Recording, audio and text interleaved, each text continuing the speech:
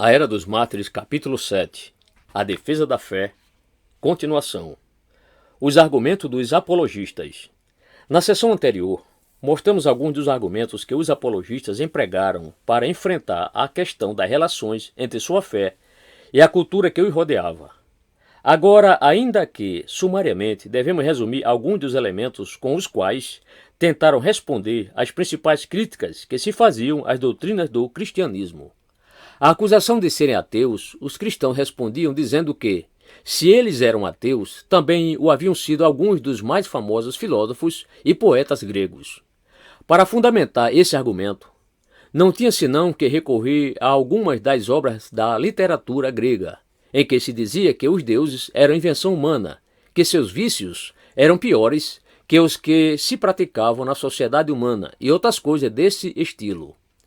Aristides sugere que a razão pela qual os gregos inventaram tais deuses foi para que eles mesmos pudessem dar vazão aos seus apetites mais baixos, tendo aos deuses por exemplo.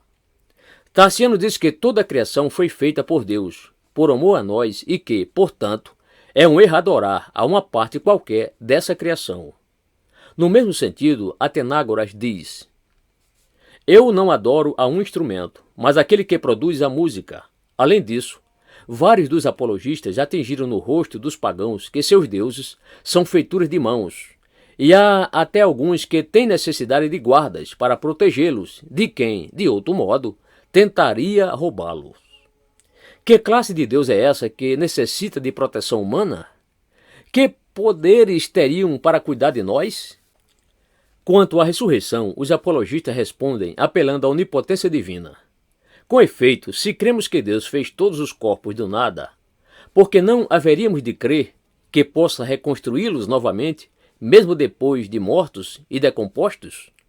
Às acusações de imoralidade, os apologistas respondem que isso não é verdade. Os pagãos é que são imorais. Como pensar que em nossos cultos se dão orgias e uniões ilícitas, quando nossos princípios de conduta são tais que até mesmo os maus pensamentos devem ser descartados?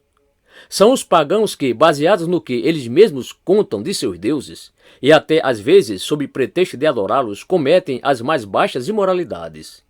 E como pensar que comemos meninos, nós, a quem todo homicídio nos está proibido? São os senhores os pagãos, os que costumam deixar os filhos indesejados expostos às forças da natureza, para que ali pereçam de fome e de frio. Por último, acusava os cristãos de serem pessoas subversivas, que se negavam a adorar o imperador e que, portanto, destruíam o próprio vínculo da sociedade.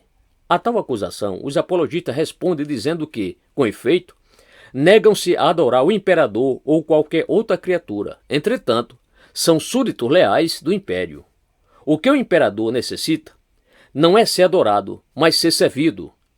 E quem melhor o serve são aqueles que rogam ao único Deus verdadeiro pelo bem-estar do império e de César. Em conclusão, mesmo quando se negam a adorá-lo, os cristãos são os melhores súditos com os quais o imperador pode contar, pois constantemente apresentam as necessidades do império ante o trono celestial e, por isso, são, como diz o discurso a Diogneto, a alma do mundo. Em resumo, os apologistas dão testemunho da tensão em que vivem os cristãos dos primeiros séculos, ao mesmo tempo em que rejeitam o paganismo, têm de enfrentar o fato de que esse paganismo produziu uma cultura valiosa.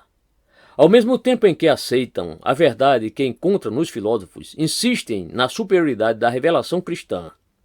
Ao mesmo tempo em que se negam a adorar ao imperador, e esse mesmo imperador os persegue, continuam orando por ele e admirando a grandeza do Império Romano. As seguintes linhas do discurso a Diogneto descrevem admiravelmente essa tensão. Os cristãos não se diferenciam dos demais por sua nacionalidade, por sua linguagem, nem por seus costumes. Vivem em seus próprios lugares, mas como transeuntes peregrinos. Cumprem todos os seus deveres de cidadãos, mas sofrem como estrangeiros. Onde quer que estejam, encontram sua pátria, mas sua pátria não está em nenhum lugar. Encontram-se na carne, mas não vivem segundo a carne. Vivem na terra, mas são cidadãos dos céus. Obedecem a todas as leis, mas vivem acima daquilo que as leis requerem. Amam a todos, mas todos os perseguem. 5.1 a 11.